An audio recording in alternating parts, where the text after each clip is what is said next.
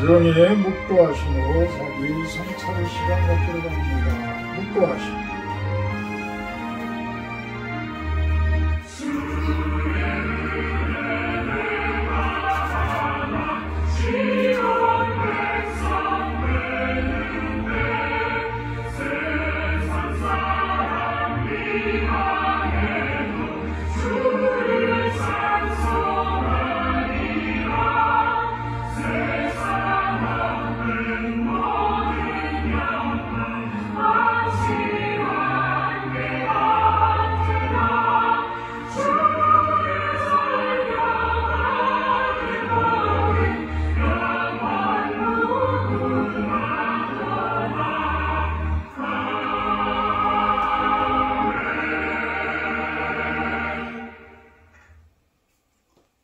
산의 모든 새들도 내가 아는 것이며 들의 짐승도 내 것이미로다. 내가 가령 줄여도 내게 이르지 아니할 것은 세계와 거기에 충만한 것이 내 것이미로다. 내가 수수의 고기를 먹으며 염소의 피를 마시겠느냐. 감사로 하나님께 제사를 드리며 지존하신 이에게 내 소원을 갚으며 환난 날에 나를 부르라. 내가 너를 건지리니 네가 나를 영화롭게 하리로다. 아멘. 찬송가 5장으로 찬양을 드립니다.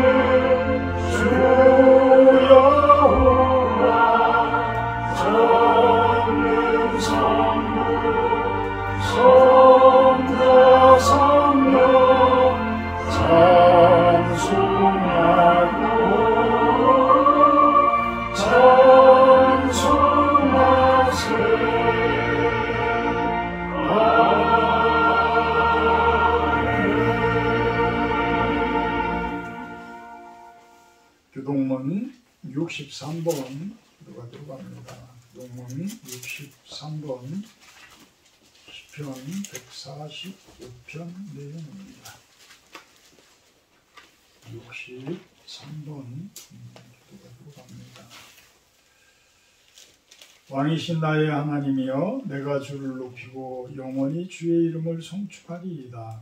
내가 날마다 주를 송축하며 영원히 주의 이름을 송축하리이다. 여호와는 위대하시니 크게 찬양할 것이라. 그의 위대하심을 측량하지 못하리로다. 때때로 주께서 행하시는 일을 크게 찬양하며 주의 은혜를 선포하리로다. 주의 존귀하고 영광스러운 위엄과 주의 기이한 일들을 나는 작은 소리로 읊조리리이다. 사람들은 주의 어려운 일을 권능을 말할 것이요 나도 주의 위대하심을 선포하리이다. 그들이 주의 크신 은혜를 기념하여 말하며 주의 의를 노래하리이다. 여호와는 은혜로우시며 긍휼이 많으시며 무한을 더디하시 하시며 인자하심이 크시도다. 여호와께서는 모든 것을 선대하시며 그 지으신 모든 것에 긍휼을 베푸시는도다. 여호와여 주께서 지으신 모든 것들이 주께 감사하며 주의 손들이 주를 송축하리이다. 아멘. 사도신경 하심으로 신앙 고백하도록 합니다. 나는 전능하신 아버지 하나님 천지의 창조주를 믿습니다. 나는 그의 유일하신 아들 우리 주 예수 그리스도를 믿습니다. 그는 성령으로 믿음으로 동정녀 마리아에게 사시고 본디ጲ라도에게 고난을 받아 십자가에 못 박혀 죽으시고 장사된 지 사흘 만에 죽음의 가운데서 다시 살아나셨으며 하늘에 오르시어 전능하신 아버지 하나님 우편에 앉아 계시다가 오늘부터 살아있는 자와 죽은 자를 심판하러 오십니다. 나는 성령을 믿으며 거룩한 공교회와 성도의 교제와 죄를 용서받는 것과 몸의 부활과 영생을 믿습니다. 아멘. 208장 8장 찬송하시는 게 구정신사는 드리고 계십니다. 208장입니다.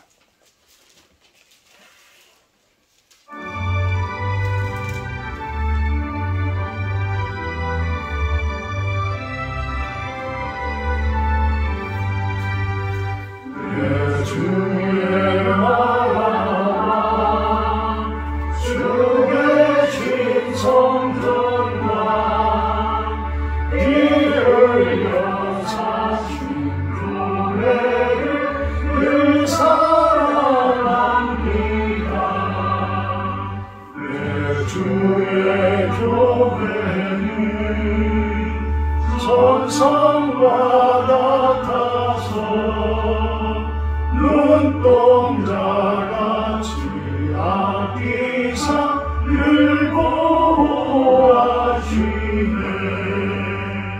이 교회 위하여 눈물 버리도록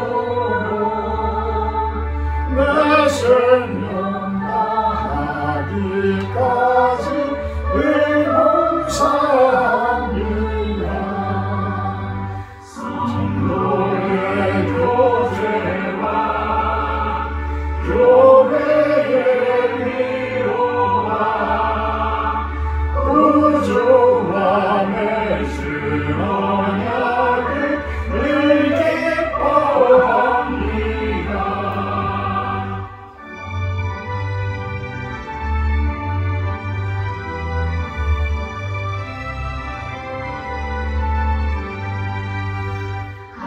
하늘의 영광과 베푸시는 은혜가 진리와 함께 영원히 시온에 넘치네.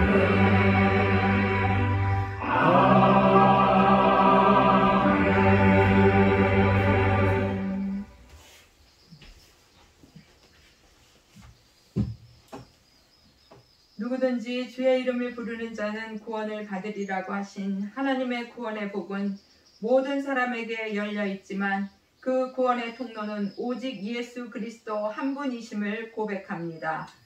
우리의 죄의 근원이 예수님이 나의 주인임을 고백하지 않고 내 인생을 내 맘대로 산 것임을 고백하오니 주님, 우리의 죄악을 회개합니다. 용서하여 주시옵소서. 성령으로 아니고서는 누구든지 예수를 주라고 할 수 없다 하신 말씀처럼 이 시간 이 자리에 예수를 주라고 고백하는 한 성령의 공동체가 실로원 교회에 모여 하나님을 찬양하며 경배하게 하심에 감사드립니다. 내 영혼이 살기 위해 또 영적으로 깨어나기 위해 그 영의 통로로 신령한 젖을 사모하며 먹기 위해 이 자리에 나왔사오니 주님, 우리의 영을 성령의 충만하심으로 채워주셔서 만족케 하여 주시옵소서. 이 시간 성령의 충만을 우리에게 주셔서 환경을 뛰어넘는 평안을 가지게 하여 주옵소서. 또한 죄를 이기고 말씀의 능력을 우리의 삶 속에서 누리는 삶을 살게 하여 주시옵소서. 그리하여서 하나님 앞에 부르심을 향해 나아가기를 원합니다. 또한 실로원 교회와 성도들이 성령의 충만을 힘입게 하시고 믿음 안에서 굳건히 설 수 있게 인도해 주시기 원합니다. 교회의 많은 영혼들이 함께 나와 예배하게 하시고 기도와 말씀과 선교의 사명을 잘 감당하는 주님이 기뻐하시는 교회 되게 해 주시옵소서. 사랑하는 모든 성도들의 건강과 우리의 삶의 모든 영역 가운데 성령 하나님께서 친히 도우시고 함께 하셔서 아버지 하나님의 영광을 또한 올려드리며 우리의 삶에는 늘 기쁨과 평안과 사랑이 충만한 삶이 되어질 수 있도록 주님 축복하여 주시옵소서. 이 시간 세우신 목사님께 기름 부으심으로 충만케 하셔서 전하는 말씀의 능력을 주시고 모인 우리에게는 감사와 은혜의 시간이 되기를 원하옵나이다. 오늘도 살아계셔서 우리와 동행하시는 하나님께 감사하오며 예수님 이름으로 기도하옵나이다. 아멘.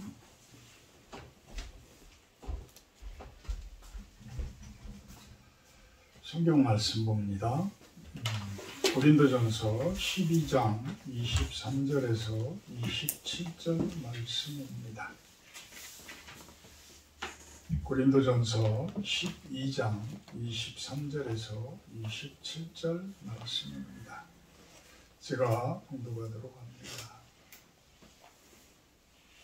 우리가 몸에 덜 귀히 여기는 그것들을 더욱 귀한 것들로 입혀주며 우리의 아름답지 못한 지체는 더욱 아름다운 것을 얻느니라. 그런즉 우리의 아름다운 지체는 그럴 필요가 없느니라. 오직 하나님이 몸을 고르게 하여 부족한 지체에게 귀중함을 더하사 몸 가운데서 분쟁이 없고 오직 여러 지체가 서로같이 돌보게 하셨느니라. 만일 한 지체가 고통을 받으면 모든 지체가 함께 고통을 받고 한 지체가 영광을 얻으면 모든 지체가 함께 즐거워하느니라. 너희는 그리스도의 몸이요 지체의 각 부분이라. 아멘. 우리 27절 다 같이 함께 봉독해 봅니다. 너희는 그리스도의 몸이요 지체의 각 부분이라. 아멘. 오늘 말씀 제목은 은사를 빛내는 사랑, 이렇게 정해봤습니다. 은사를 빛내는 사랑. 우리 모두는 은사들을 다 가지고 있는데 그 은사들을 더욱더 빛내게 해주는 것은 사랑이라는 것이 플러스 되어진 때이다. 사랑이라는 것이 플러스 되질 않으면 은사는 그냥 은사로 끝나버릴 수가 있어요. 그리고 잘못되어진 은사는 자신의 공로를 쌓게 되어지고 잘못되어진 교리들을 만들게 되어지고 그리하여서 잘못되어진 이단의 교회를 만들기도 하게 됩니다. 그래서 이 은사는 하나님이 주시는 반드시 하나님이 주시는 그 사랑이 이렇게 섞여져야 돼요. 사랑에 의해서 그 은사가 이렇게 포장이 되어져야지만 그 은사가 진정한 하나님이 주시는 은사로서 빛을 발하게 되어집니다. 오늘 본문을 보게 되면 우리가 몸에 덜 귀히 여기는 그것들을 더욱 귀한 것들로 입혀주며 우리의 아름답지 못한 지체는 더욱 아름다운 것을 얻느니라. 이 몸에 대해서 이 비유를 하는 거예요. 우리 몸이 머리끝부터 발끝까지 다 아름다운 모습이고 참 건강한 모습으로 세워진다라면 그것같이 좋은 것이 어디 있겠어요. 그런데 대부분의 사람들을 보게 되면 어딘가가 고장이 납니다. 어딘가가 그 몸의 일부가 고통을 당하기도 하고 염증이 생기기도 하고 고장나기도 하고 어떤 수명을 다하기도 하고 이런 모습들이 되어져요. 그래서 이 몸들이 어느 한 부분만이라도 고장이 나게 되면 우리들은 그것 때문에 삶 전체가, 몸 전체가 고통을 당하기도 하고 힘들어지기도 하고 이런 모습을 겪습니다. 우리 몸부터도 그런데 어떤 교회의 모습이라든지 사회 전반의 모습이라든지 이런 부분들을 넓게 좀 더 포괄적으로 우리가 넓혀서 바라보게 되면 우리의 몸 비유, 지금 바울이 하고 있는 몸에 대한 비유를 우리는 조금이라도 이해를 할 수가 있게 되어집니다. 사실 어떤 두뇌 같은 경우, 심장 같은 경우 이런 부분들은 우리 몸에서 아주 중요한 역할들을 하죠. 심장이 멎게 되면 우리는 죽었다라는 의학적으로 죽었다라는 표현을 하고요. 또 뇌가 그 기능을 발하지 못하게 되면 뇌사 상태라는 진단을 내리게 됩니다. 심장이 멎으면 그냥 하나님께로 가면 돼요. 그런데 뇌가 멈추게 되면, 뇌사 상태가 되어지게 되면 그냥 몸은 살아있어. 그런데 전혀 사람으로서의 어떤 활동을 하지를 못해. 그러니까 가족들은 치료비는 치료비대로 들어가고 많은 사람들이 같이 큰 고통 속에 사로잡히기도 하고 이런 모습을 보게 됩니다. 그래서 24절에 그런 이야기도 합니다. 아름다운 지체는 그냥 아름다운 상태로 그대로 있어주면 된다. 오직 하나님이 몸을 고르게 하여 부족한 지체에게 귀중함을 더하게 해주신다. 이런 이야기를 하는데요. 참 우리가 받은 은사가 참 고귀한 은사라면, 우리가 받은 은사가 참 좋은 은사라면 더 이상 하나님께서는 그 좋은 은사를 가진 사람들을 그다지 많이 케어를 할 필요는 없을 거예요. 그렇지만 병들어하고 아파하고 더 힘들어하는 사람들에 대해서는 하나님께서는 어떻게 해요? 더 긍휼한 마음을 가지고 보살피고 또 어떤 그 애틋한 마음을 가지고 그 병을 낫게 해주려고 하고 이러한 모습들을 보이게 되어져요. 그래야지만 몸 전체가, 교회 전체가 건강해지니까. 하나님께서는 우리가 아파하게 되면, 우리가 힘들어하게 되면 반드시 그 부분을 위로하고 치료하고 동행하고 이러한 모습으로 우리를 보살펴 주게 됩니다. 이렇게 함으로 해서 우리 몸이 건강을 찾게 만들어준다. 우리 몸이 건강하도록, 우리 몸이 항상 주님의 나라의 모습으로 세워지도록 이렇게 살펴준다라는 거예요. 그래서 그 표현을 하는 거예요. 하나님이 몸을 고르게 하여, 하나님이 우리의 몸을 건강하게 하여 오히려 부족한 지체에게 그 귀중함을 더하게 해주신다. 그럴 때에 25절에 몸 가운데에 분쟁이 없고 오직 여러 지체가 서로 같이 돌보게 하셨다.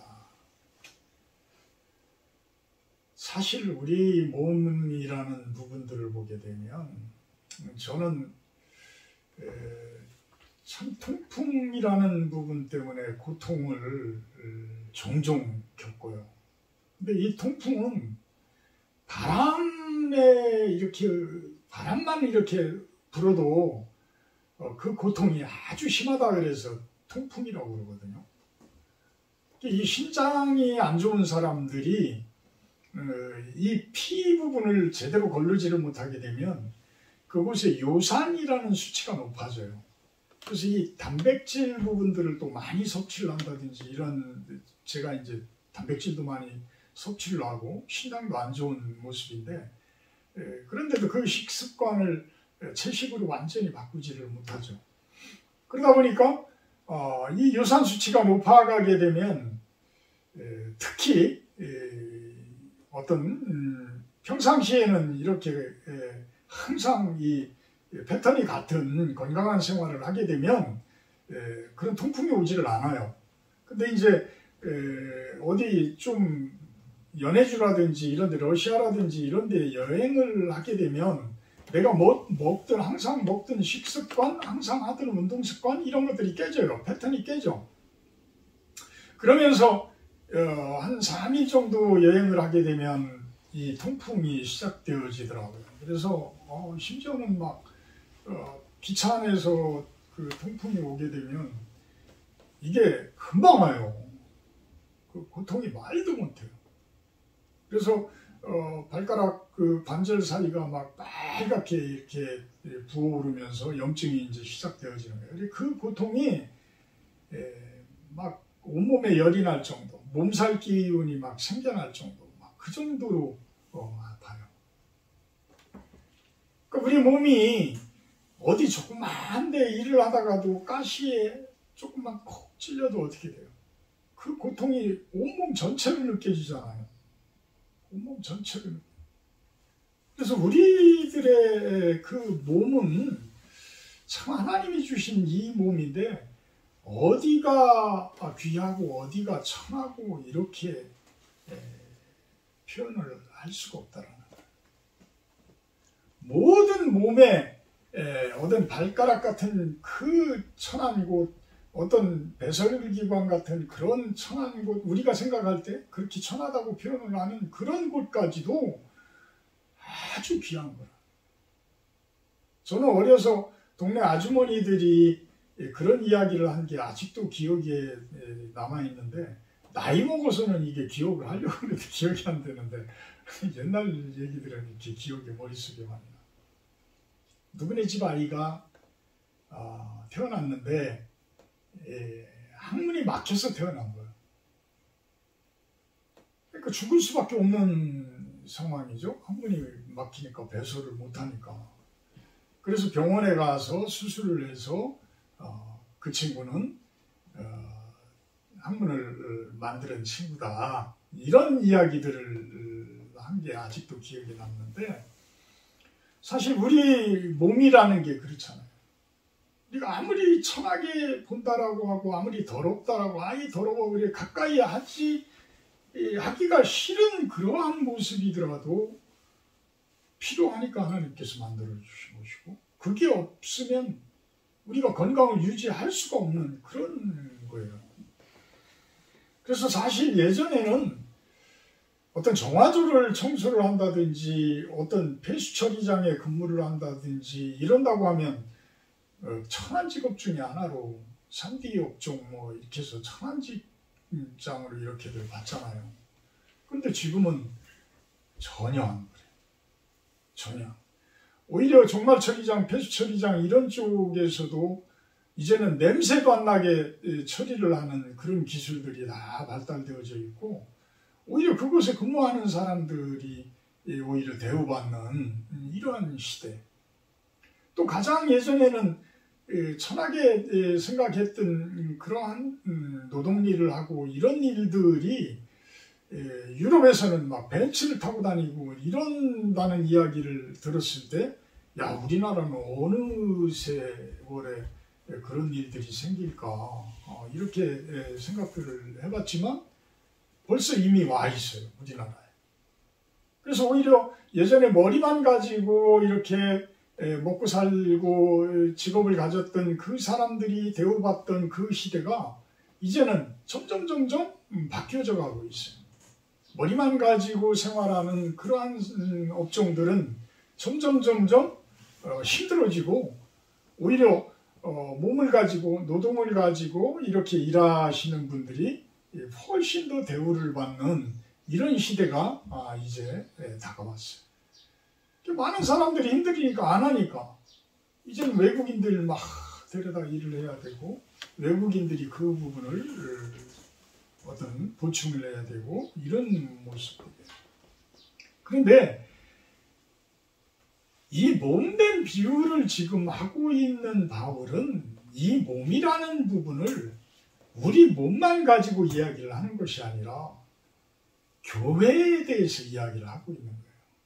교회에 대해서. 당시의 고린도 교회는 고린도 교회만 그런 게 아니에요. 사실은. 다른 교회도, 우리나라 교회들도 다 마찬가지예요. 그 교회의 내부를 자세히 살펴보게 되면 참으로 교회를 건강하지 못하게 하는 요소들이 많이 있습니다. 그런데 고린도 교회에서는 크게 지금 바울은 세 개의 잘못되어진 부분들을 이야기를 해나가요.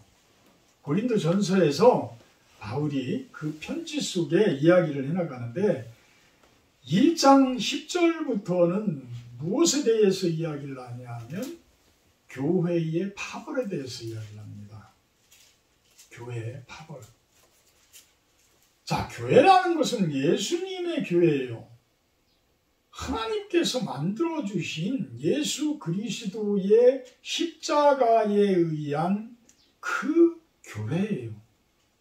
어찌 보면 하늘에 있는 천국의 축소 모형이 우리 교회의 모습이 되어야 되는 거예요. 우리 교회의 모습. 근데 실상 그런가요? 이 고린도 전서에서만 봐도 그 하나님을, 같은 하나님을 모시면서도 나는 바울파, 나는 베드로인 게바파, 나는 그리스도파, 나는 아볼로파, 이렇게 파벌이 정해져 있다라는 거예요. 거기에서 또 심각한 문제의 또 하나는 무엇이냐면 유대파, 유대인들이 그리스도를 영접한 사람들이 세워놓은 그런 유대파. 그래서 그들은 할례까지도 받게 하고 막 이런 그 유대인들의 그 구약에 나온 그런 어떤 행위적인 그런 부분들을 막 강조하기도 하고 이런 모습들이 있어요. 그러니까 바울이 고린도 교회를 만들어 놨는데 그 후에 어떤 베드로의 제자된 사람들, 어떤 아볼로의 제자된 사람들, 어떤 유대인들의 그러한 모습들이 와가지고 그 성도들을 막 부추겨 놓고 막 파벌로 만들어 놓은 거예요. 우리는 성도님들이 몇 안 되니까 상관이 없지만 성도들이 50명만 넘어가도 그 교회에는 이상한 파벌이 조성이 됩니다. 그래서 그 파벌들에 의해서 교회들이 막 고통을 당하고 힘들어지고 막 그래요. 그 담임 목사님은 얼마나 힘들겠어요. 이분은 또 이렇게 이야기하고 저분은 저렇게 이야기하고 또 이제 장로님들에 의해서 어떤 장로님들에 의한 파벌, 어떤 본사님들에 의한 파벌, 또 예전부터 터줏대감들에 온 사람과 새로 불러온 사람들, 불러온 돌이 박힌 돌 빼낸다 해가지고 또 그 파벌들, 여러 가지 파벌들. 또 두 번째는 그렇게 되다 보니까 서로들 막 싸우니까 심지어는 교회 지도자들이 있는데 그 지도자들에게 어떤 판단을 권하고 이렇게 의뢰하는 것이 아니라 세상 법정에 가가지고 소송을 하는 거예요. 우리 한국교회하고 비슷하죠? 우리 한국교회의 가장 위에 있다라고 하시는 총회의 총회장, 어떤 감리교회의 감독, 이런 선거를 두고 그분들의 분쟁 때문에 결국은 교회에서 그거를 권징에 의해서 또는 어떤 교회의 위원들에 의해서 판단이 내려지는 것이 아니라 세상 법정으로 그것을 가지고 가서 세상 법정에서 판결을 받는 이러한 모습들. 심지어는 세상 법정에서 판결을 내릴 때 그 판사가 어떻게 당신들은 성경이라는 부분에 가장 큰 그 말씀이라는 판단 기준이 있는데 왜 이곳에 와서 판단을 받느냐, 이런 이야기까지도 판결문에 이야기를 하는 경우까지도 있었다고 그래요. 있었다고. 그 얼마나 창피한 이야기들이에요. 얼마나 창피해요. 근데 그게 지금의 우리 한국교회뿐만이 아니고 이미 바울 시대의 고린도 전서를 쓴 이때에도 이런 일들이 벌써 시작이 되어졌다라는 거예요. 그래서 형제가 형제와 더불어 서로 막 고발하고 막 이런 모습들. 심지어는 세 번째는 교회 내에 음행까지도 있어요. 그러니까 밝혀지지 않는 음행들이야 어쩔 수가 없지만 지금 바울이 캐치한 음행은 이건 그냥 단순한 음행이 아니라 자기 아버지의 어떤 어머니죠. 그러니까 어머니까지도 취하였다라는 이런 모습까지도 나타나는 그러한 모습들. 그리스도의 몸된 교회라는 표현을 지금 27절에 하고 있는데 이런 부분들은 우리가 진짜 깊숙이 생각을 해봐야 되는 거예요. 내 몸만 어디가 아프면 내가 다 아픈 것이 아니다. 내가 교회에서 어떤 고통을 유발하는 그 상태에 있다라고 한다 그러면 우리 교회 전체가, 그리스도의 몸된 교회 전체가 고통을 당한다. 우리 교회만이 아니라, 실로원 교회만이 아니라 전 한국 교회가 어떤 그리스도의 몸이라고 봤을 때에 그곳에서 건강하지 못한 교회들이 우리 실로원 교회가 건강하지 못한 교회로 선다라고 한다 그러면 예수님께서는, 하나님께서는 그 고통을 그대로 당하시게 된다는 거예요. 우리 사람들은 몸된 교회의 일원들이에요. 우리 성도들은 몸된 교회의 부분들이다. 그 일원들이다. 여러분들이 건강해야 교회가 건강해져요. 상호 의존성이에요. 상호 서로 의존들을 하는 거예요. 내가 약한 부분들을 서로 채워주는 거예요. 무엇을 가지고? 나에게 주어진 은사를 가지고. 그것을 보듬어주고 그것을 채워주고 서로 약한 부분들을 채워주는 그러한 모습들. 상호 또한 아름다운 모습으로 조화가 되어져야 된다. 상호 조화성이 또 있어야 된다. 서로가 조화롭게 서로가 의지하고 이렇게 조화를 이루는 그러한 아름다운 교회의 모습들. 이 부분들을 예수님께서는 바라보고 계시다. 당신의 몸이다. 당신의 몸의 각 지체들이다. 누가? 우리들이 그 이야기를 하고 있는 겁니다. 그래서 27절에 너희는 그리스도의 몸이요 지체의 각 부분이다. 이렇게 이야기를 하는 것은 결국은 그리스도는 교회의 머리가 되어지고 교회는 그의 몸이 되어진다라는 에베소서 1장 22절, 23절의 말씀을 그대로 이야기를 하고 있는 거예요. 이 그리스도는 교회의 머리고 교회는 그의 몸이다. 그리스도의 몸된 교회다. 이 모습은 결국은 아까도 이야기했지만 천국의 축소 모형이 교회인 것이다. 이렇게 결론을 내릴 수가 있는 거예요. 그래서 우리들은 전 우주적 교회라는 표현을 합니다. 하나님 나라에서부터, 하늘에 있는 하나님이 계시는 그 나라에서부터 우리들이 속한 교회들, 우리들이 그 교회에 속한 각 지체들, 또 내 몸에 있는 소교회, 이런 부분들이 다 하나가 되어지는 이 모습을 전 우주적 교회라고 이야기를 합니다. 그 우주적 교회를 다른 표현을 한다면 그것이 바로 곧 하나님의 나라이다. 하나님의 나라는 내 안에서부터 저 보이지 않는 우주 끝에 또 그것을 차원을 뛰어넘는 그러한 하나님의 나라까지 온전히 가득 차 있다는 거예요.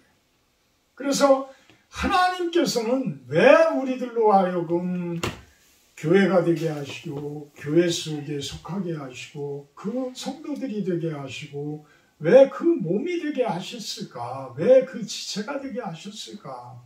그것에 대한 답은 에베소서 1장 10절의 이야기예요. 하늘에 있는 것이나 땅에 있는 것이 다 그리스도 안에서 통일되게 하려 하십니다. 아멘. 눈에 보이는 이 하늘에 눈에 보이는 이 가시적인 세계, 이 세상 속인 세계와 보이지 않는 저 영적인 하나님의 세계까지가 다 예수 그리스도로 말미암아 교회가 되게 하시는 것, 통일되게 하시는 것, 그것이 곧 하나님의 목적이시라는 겁니다. 그래서 우리의 몸은 참으로 소중한 것이다. 왜? 그리스도의 지체이기 때문에. 그리스도의 지체이기 때문에 우리의 몸은 그렇게 중요한 것이다. 그래서 몸으로 하나님께 영광을 돌리라, 이런 이야기를 하게 합니다. 고린도전서 6장 13절에는 몸에 대해서 이야기를 해요. 몸에 대해서. 몸을 어떻게 간수해야 되나? 우리의 몸에 대해서 어떻게 간수를 해야 되나? 우리의 몸은 얼마나 소중한 것인가? 심지어는 하나님의 성전이라고까지 하고, 하나님의 우리들은 동역자라고까지도 하고, 하나님의 밭이라고도 하고, 성령의 하나님의 집이라고까지 표현을 고린도전서에서는 계속해서 해나가잖아요. 이 6장 13절에서는 몸에 대해서 이야기를 하는데, 이 몸은 음란을 위하여 있지 않고 오직 주를 위하여 있으며 주는 몸을 위하여 계신다.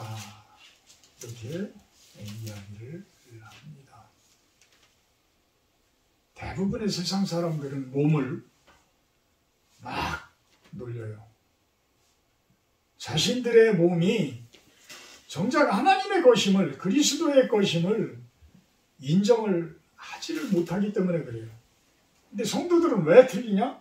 우리 성도들은 우리의 몸이 이제는 더 이상 내 것이 아니에요. 더 이상 내 것이 아니야. 이제는 그리스도의 것인 거예요. 에베소서 2장 20절, 우리는 더 이상 그리스도의 것이야. 그리스도의 것이에요. 우리들의 것이 아니에요. 이 얼마나 중요한 이야기예요. 그래서 성도 된 사람들과 성도가 아닌 사람들의 차이는 이것에서부터 출발이 되어지는 거예요. 이제는 더 이상 나는 세상의 것이 아니다. 애굽의 것이 아니라는 거예요. 이집트의 것이 아니다. 이집트에 종된 그 모습으로 사는 그 모습이 아니다. 이제는 출애굽했다. 홍해를 건너면서 우리는 다 그 홍해물로 씻김을 받았다. 세례를 받았다는 거예요. 이제는 온전히 물로 씻김을 받았고, 또 호렙산에 가서는 뭐예요? 그 성령의 불로 우리들은 그 태움을 받은 거예요. 정결함을 받은 사람들이에요. 그래서 이제는 더 이상 몸을 그렇게 세상 사람들과 똑같이 누리는 모습이 아니라 이제는 진정한 하나님의 사람들로서 그 몸으로 하나님께 영광을 올리는 여러분들이 되길 축원합니다. 제가 오늘 이 설교 준비를 하면서 오늘 아침 새벽에 생각이 나서 한번 인터넷으로 검색을 해봤어요. 성격 유형 검사. 여러분들도 꼭 해보시기 바랍니다. MBTI. 성격 유형 검사예요. 그거를 인터넷으로 검색을 하면, 다음이나 네이버에 들어가서 검색을 하면 무료로 바로 검사를 할 수 있어. 무료로 그곳에 질문지가 딱 떠요. 그 클릭을 하면 질문지가 딱 뜨는데 시간은 한 10분 조금 더 걸려. 10분 조금 더 걸리는데, 그것을 한 문장 한 문장을 그냥 대수롭지 않게 찍지 말고 진짜 그 질문에 대해서 내가 과연 어떤 모습인가, 여러 가지 이 패턴이 6가지인가 7가지 패턴 정도가 나와요. 그러니까 그렇다 해서 완전히 그렇다 해서 전혀 안 그렇다까지 이렇게 쭉 나와요. 그러니까 그것을 내가 어느 위치인가, 내가 중간이냐 아니면 이쪽에 치우쳤느냐, 완전히 그러냐, 전혀 아니다, 이거를 체크를 쭉 해나가면, 그 질문에 따른 그 부분을 체크를 해나가게 되면 결론을 딱 나와요. 결론이 딱 나와. 그거 예전에 우리들은 돈 줘가면서 이 설문지에다가 다 이렇게 했었거든요. 그리고 성격 유형이 16가지 중에서 한 가지 정도밖에 안 나왔어. 그런데 지금은 그 성격 유형이 훨씬 더 그것보다 많이 튀어나오나 봐요. 근데 저는 결론을 딱 나온 거를 보게 되니까 참 목사가 될 수밖에 없는 성격.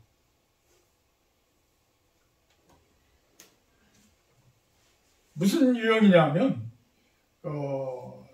선의의 옹호자형. 선의의 옹호자형이라는 거야. 근데 나는 그런 소리를 처음 들어봤어. 선의의 옹호자형. 그러니까 선과 의를 옹호하는, 고집하는 그 성격이라는 거야. 그런 성격이 1% 이내라는 거야. 많은 사람들의 그 속한 성격이 아니라 1%도 안 되는 사람의 성격이라는 거야. 그러니 우리 부사모가 나 같은 사람 데리고 같이 사는 게 얼마나 힘들었을까. 대부분의 성격이 이렇게 좀 둥글둥글하고 뭐 10몇 프로에 20몇 프로에 들은 성격들이면 서로가 그냥 편안하게 이렇게 둥글둥글 갈 수가 있었을 텐데 이건 1%도 안 되는 성격이야. 1%도 안 되는 성격. 옳지 않으면 안 쳐다보는 성격이야. 야, 선의에 대한 목적이 아주 뚜렷한 형태고 목적이 깨지면 막 트러블이 일어나는 형태. 대부분 이런 성격의 소유자들이 노동운동가, 그러니까 교회에 어떤 하나님을 영접하지 못했다라고 한다고 그러면 노동운동가, 환경운동가, 어떤 사회적으로 이렇게 옳지 못한 부분에 대한 어떤 뭐 활동가, 뭐 독립운동가, 뭐 이런 좋게 이야기하면 이런 모습들인데 이제 그것이 잘못되어져서 그 사람의 저 같은 성격에 가지고 있는 사람들의 사고가 이렇게 삐딱하게 들어져 버리면 완전한 독재자가 될 수가 있고 어떤 이단의 어떤 그 종교를 만들 수가 있고 막 이런 성격이 되는 거예요. 그러니까 성경에서 보게 되면 모세와 같은 성격, 바울과 같은 성격, 아주 잘 간 분들, 칼빈이나 루터나 뭐 이런 분들, 아주 잘 간 분들은 그런 모습들이 되어지는데 잘못 가게 되어지게 되면 그 분야에서 아주 독선적이고 고집적이고 이런 부분의 성격을 가지고 있다는 거예요. 제가 왜 이런 말씀을 드리냐면 저는 그래서 하나님의 말씀 가운데 의해서 살려고 합니다. 또 그래서 목사가 됐습니다. 그래서 이제는 목사가 된 이상에는 하나님의 선과 하나님의 의를 위해서 고집하는 그 모습의 삶을 살아갈 거예요. 제가 설사 1%밖에 안 되는 성격이기 때문에 여러분들도 불편한 점들이 있어요. 불편한 점들이 있어요. 아, 왜 우리 목사는 왜 저러해? 이럴 수도 있어요. 제가 이런 말씀을 드리는 이유는 제 성격이 그러니까 이해를 해 주십사. 이해를 해 주십사. 자, 여러분들이 이 성격 유형 검사를 제가 해보라고 권유하는 것은 특히 유시현 집사님 같은 경우 두 분이서 한번 해보세요. 장재수 형제님하고 그 부분을 두 분이서 하시고 그 부분을 놓고 한번 서로가 토론을 해보세요. 토론이 안 돼요. 저 혼자 해봐요. 그런 것도 제가 하면 돼요. 다 아니까. 그러다 보면 이해가 할 때가 이해를 할 수가 있어. 상대를 이해를 할 수가 있어. 지금 은사 부분을 이야기를 하면서 제가 이 부분을 이야기를 하는 거예요. 저도 이것을 성격 유형 검사를 2번 제가 지금 이제 한 거지만 이 검사를 하기 전에는 내가 이런 성격도 있었나? 이런가? 내가 원래 이랬나? 이래요. 그런데 검사를 딱 받고 나면 아, 맞아. 나는 이런 성격에 속한 사람이야. 그렇게 되면 그 성격에 대한 은사를 찾게 되어지더라고요. 은사를. 응? 이제는 딴짓을 할 이유가 없어. 나한테 하나님께서 주신 달란트가 그건데 왜 내가 딴짓을 해? 하나님께서 주신 달란트가 그거기 때문에 오직 그 길만 가면 하나님께서는 내 몸을 통해서 영광을 받으시는 거예요. 내 하는 일을 통해서 영광을 받게 되어지는 거예요. 그래서 검사를 하시라는 거예요. 제가 이렇게 보게 되면 우리 김재훈 집사님 같은 경우 아주 그 지적인 은사 이런 부분이 아주 강해요. 한번 검사를 해보시면 그런 쪽으로 아마 나올 거예요. 그러면 그쪽에서 어떤 은사를 찾고 그 은사를 더욱더 극대화하는 모습들. 우리 유석영 집사님 같은 경우는 진짜 그 무거운 쌀을 어깨에 메고 이 교회로 가지고 오시는 이런 따뜻한 마음이 있는 그런 분이셔요. 그런 은사를 가지신 분은 또 그런 일을 또 하시면 돼. 그런 일을 통해서 또한 하나님께서는 영광을 또 받으셔. 우리 유시현 집사님, 사람들을 막 모으시는 은사가 있는 것 같아. 이게 이제 제가 봤을 때의 이야기예요. 사람들이 막 함께하고 모이고 이런 부분에 또 은사가 있는 분들은 또 얼마나 좋아요. 그래서 우리 교회에도 뭐 전도가 하고 이러면서 오시는 분들도 있고 또 지난주 수요일에도 이렇게 참석을 하셨던 김상석 집사님 같은 경우는 또 이 전도에 대한 달란트 이런 것들이 아주 많으시더라고요. 그래서 여러분들도 한번 그 MBTI 검사를 해보시고 그 검사에 의해서 나에게 주신 하나님께서 나에게 주신 그 은사는 무엇일까? 내가 그리스도의 몸된 교회에 속해 있을 때에 나는 그곳에서 어떤 은사를 가지고 하나님께 일을 하면 되나 이런 것들을 우리들은 결정을 할 수가 있다는 거예요. 그런데 그러한 은사들도 중요하지만 더욱 중요한 은사를 빛나게 해주는 것이 있는데 그것은 무엇이냐면 사랑이에요. 우리 고린도전서 13장 1절에서 3절 한번 봅니다. 보고 결론을 맺습니다.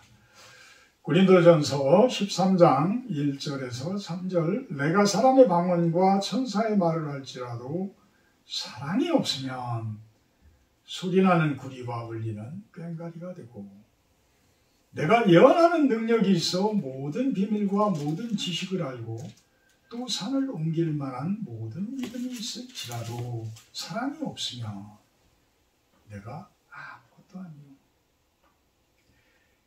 내게 있는 모든 것으로 구제하고 또 내 몸을 불사르게 내줄지라도 사랑이 없으면 내게 아무 유익이 없느니라. 모든 은사를 더욱더 빛나게 해주는 것은 사랑이라는 거예요. 사랑. 근데 이 사랑에 대해서 우리가 대수롭지 않게 생각들을 하는데 저는 지난주에 또 사랑에 대해서 또 깊이 또 그만큼 제가 부족하다는 뜻일 수도 있습니다. 깊이 묵상을 해보는 시간을 가졌는데 이 강준림 목사가 쓴 형통의 원리를 상속하라라는 책을 조그만 책인데 제가 두 번째 읽고 있는데 거기에 보면 훌륭한 거부에 대해서 이야기를 해요. 이삭의 그 농사를 해서 100배나 얻어서 마침내 거부가 되었다라 이런 표현의 주제를 가지고 책을 만들어 가신 분인데 결국은 훌륭한 거부는 많은 것을 소유한 그러한 재물적인 소유한 그런 뿐만이 아니라 갖고 취하고 어떤 얻어놓은 이런 모습이 진정한 거부가 아니라 베풀고 섬기고 나눠주는 모습이 진정한 거부라는 거예요. 거부라는 거예요. 우리들이 나눠줄 수 있고 내가 베풀어 줄 수 있고 내가 줄 수 있다라는 거는 내가 부자라는 이야기예요. 내가 부자라는 이야기. 우리가 돈은 많지 않지만 돈은 많이 가지지 않았을 수 있지만 우리가 타인을 위해서 우리 성도님들 서로를 위해서 우리가 몸된 지체들을 위해서 서로가 기도를 해주고 그들을 섬겨주고 오히려 따뜻한 마음으로 손 한번 잡아주고 이런 모습이 진정한 내가 가진 많은 것을 가진 사람이 아닌가. 그것이 결국은 사랑이요. 그 사랑이 내 안에 가득할 때 내가 많은 그런 사랑으로 충만되어진 모습이 되어질 때 세상 사람들이 생각하는 그 많은 것들보다 더 많은 것을 가진 그런 진정한 풍요로운 훌륭한 거부의 모습이 아닐까라는 생각을 합니다. 우리 실로원 교회는 규모도 작고 성도들도 많지 않습니다. 그렇지만 전쟁이 없고 다툼이 없고 서로의 은사를 서로 존중해주고 또 서로를 섬겨주고 나눠주고 이러한 건강한 교회가 되기를 주님의 이름으로 축원합니다. 사랑의 하나님 감사합니다. 우리에게 주어진 은사가 있습니다. 그 은사를 가지고 그리스도의 몸된 교회의 지체들로 살아갑니다.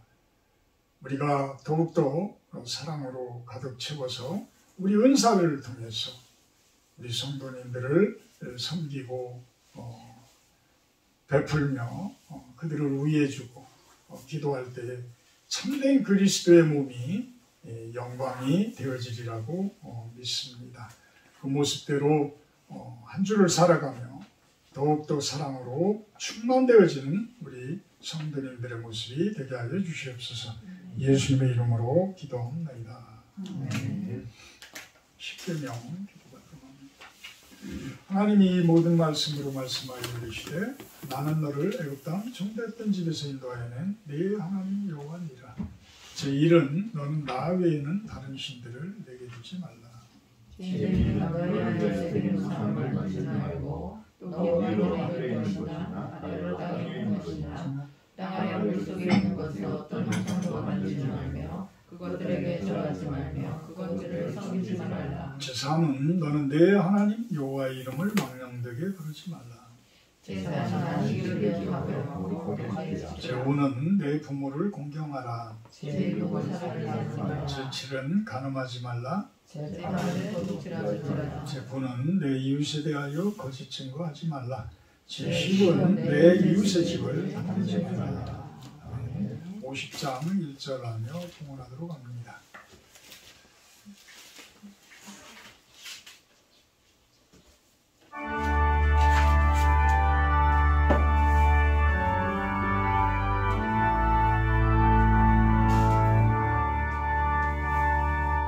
내게 있는 모든 것을 아낌없이 드리며 사랑하고 의지하며 주는 따라 살리라. 주께 드리네 주께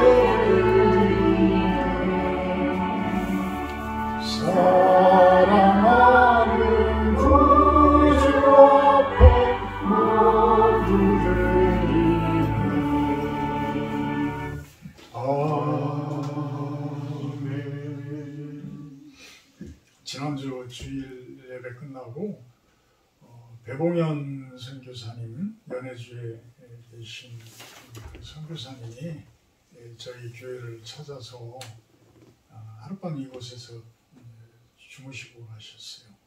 근데 서울에 가셔서 선교관 들어가는 그 입구에서 교통사고를 당해가지고 그 서 있는 동안에 뒤에 와가지고 차가 들어맞은 모양이더라고요. 그래서 병원에 잠깐 입원해 있다 이렇게 말씀을 하시는데 좀 기도를 좀 해주시기를 부탁을 드립니다. 사랑의 하나님, 귀한 손길들 통해서 귀한 물질 올려드립니다. 하나님의 몸된 교회를 위해서 전 세계 속에서 그 교회를 세워가는 선교사님들, 그 사역들을 위해서 또한 사용되어지게 하시고 하나님의 그 그리스도의 몸된 교회를 위해서 사용되어지는 귀한 물질들 되게 하여 주시옵소서. 또한 그 손길들 축복하셔서 하는 모든 일들 또 그 가정과 그 몸에 하나님의 축복이 가득하고 형통이 가득한 모습이 되기를 축원합니다. 예수님의 이름으로 기도합니다. 아멘. 다음 주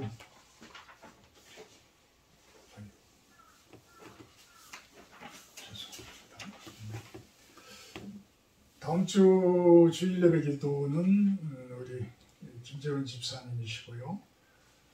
수요 예배는 제가 진도를 좀 아침 일찍 드리고 한 달에 한 번 정도 제가 다녀오려고 합니다. 그래서 영상으로 수요 예배는 좀 드려주시기를 부탁을 드립니다. 오늘 식사는 저희 교회에서 식당에서 하도록 합니다. 찬송가 220장 찬송하신 뒤에 축도로 읽어주시려고 합니다.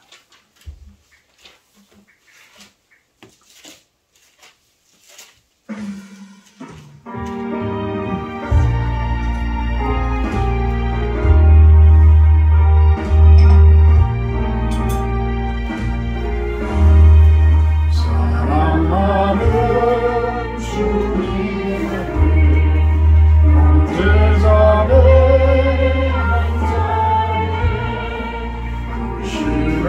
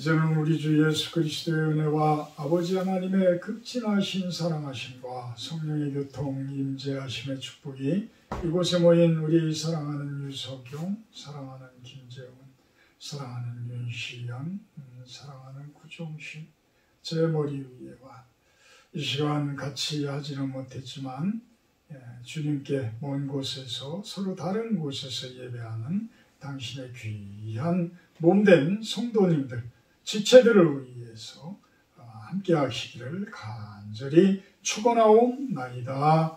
아멘.